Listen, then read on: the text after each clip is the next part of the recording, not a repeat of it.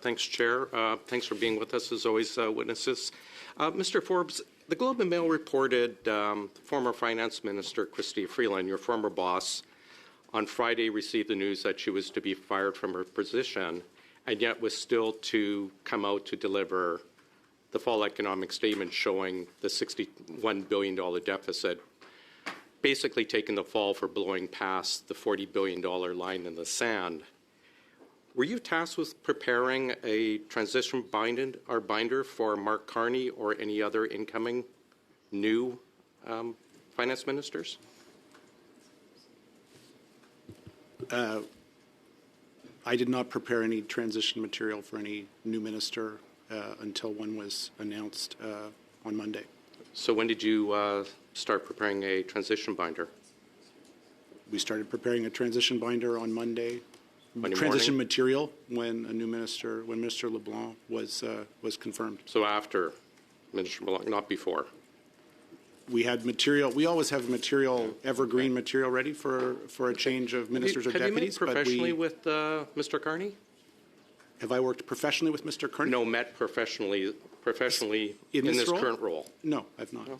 Do you meet with him at all personally? I have not spoken to Mr. Carney. I spoke to him once when I was the Deputy Minister of Environment and Climate Change Canada briefly.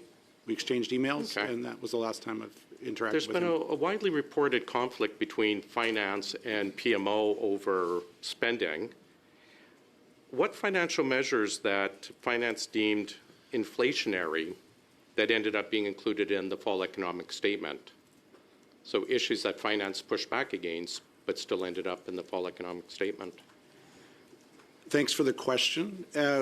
We provide advice to the Minister of Finance on budget and fiscal matters. The Minister and then the government makes decisions on what measures to implement, what advice to follow, and we then implement. And so, I mean, that's all I can say about what decisions the government's taken. The fired former finance minister commented on costly political gimmicks that the government can ill afford. What costly political gimmicks were included in the fall economic statement? Well, I think you'd have to, I didn't write that letter that you're referring to. I think you'd probably have to ask Chrystia Freeland, the former Minister of Finance and Deputy Prime Minister, about anything in the fall economic statement that you as Deputy Minister of Finance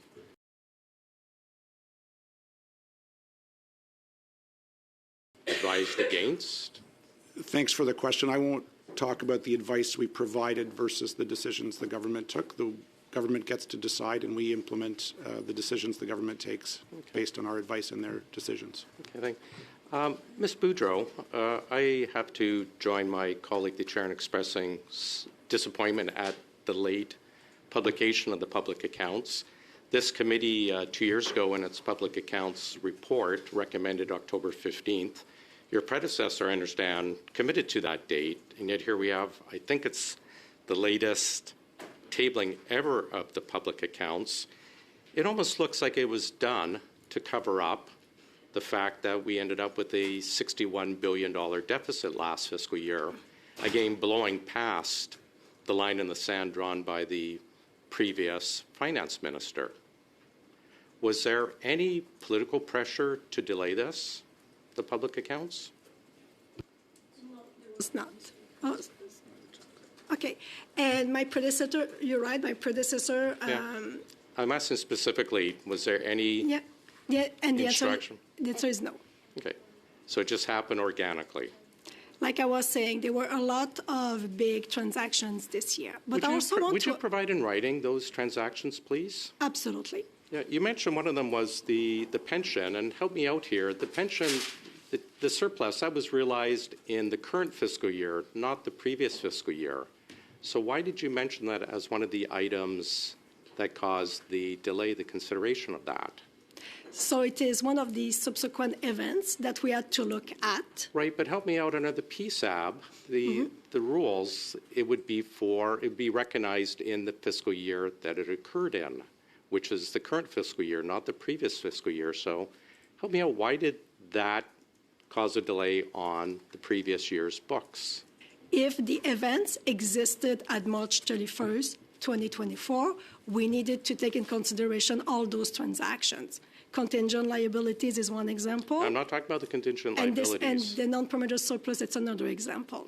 For one, we did not adjust the books. What we did, we've put a note to the financial statements for the reader to be informed of that transaction. The contingent liabilities, when did they change? I guess when did they become assessed as likely to result in future payments? The triggering from it to become listed in the public accounts and therefore delaying the public accounts. So again, if the situation existed. No, I'm asking when. So When was it assessed to likely result in future payments? we have a lot of contingent liabilities. We need to look at all of them individually. Specifically, the $16 billion for regarding the indigenous.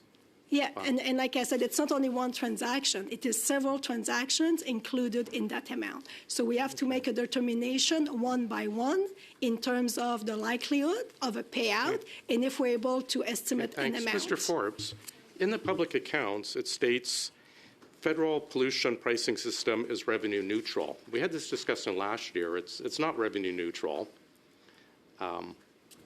We've stated as such. Why is it listed as it is revenue neutral? Thanks for the question. I mean, the government has committed to and is doing over time returning the But money it's not revenue to. neutral. And actually, if you look at Mr. the Colley, OE that is your time, I'm afraid.